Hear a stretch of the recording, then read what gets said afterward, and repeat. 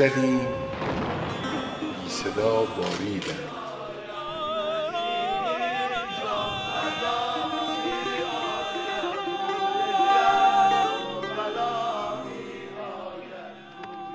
از هرچه که دم زدیم اونها دیدن. حالا اومدم ذبح برای رضای خدا بزنگم. ممنون به شورا فنزیل. خط بکنید دیگه. همانها که در جواب تو میگویند ما خط را نشکستیم خدا شکست. مشکلی قرار میگیریم اگر به خدای بزرگ تکیه کنیم و به استقبال شهادت برویم هیچ ابرقدرتی در مقابل ما مقاومت نخواهد کرد. همچون خمینی باشه. شهادت برای ما فیض عظیمی دعای امام ما هیچ و جوانهای ما شهادت را آرزو دارند. اگر بخوایم این سلاح در قبال این دشمن با این سلاح کسی داشت واقعا خدا کمک ما بزنیم اسلام هم پیروزش کنیم. من به شما بگم و به زبون بیارم، هر وقت من فکر اینو میکنم خودم که این جنگ و این شهادت و این میدانهای شرف و خون تموم بشه و ما بمونیم و بعد یه وقتی مثلا به تصادف بمیریم که خیلی میمیریم، به تب بمیریم، از تصور این فکر خدا شاهده اون چنان قلبم فشار میاد. یک میدان مسابقه افتخار ابدی و الهی، یک میدان مسابقه بهشت،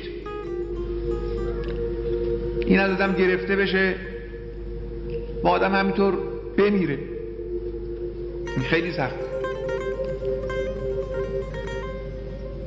ای کاش به این دعایی است که از قلب ما برمیاد، ای کاش که مرگ ما هم مثل مرگ بچه‌های شما باشه.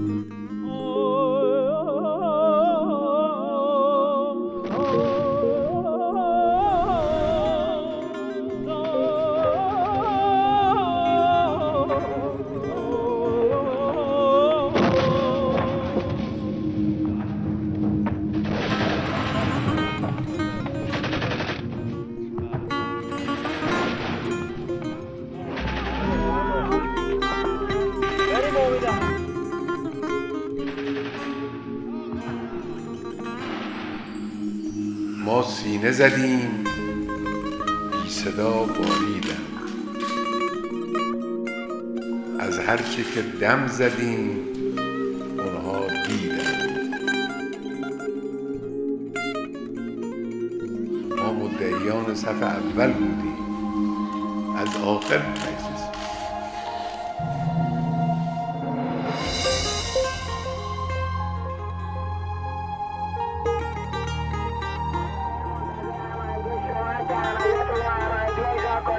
آقا ما داخل شهریم، ممنون شد.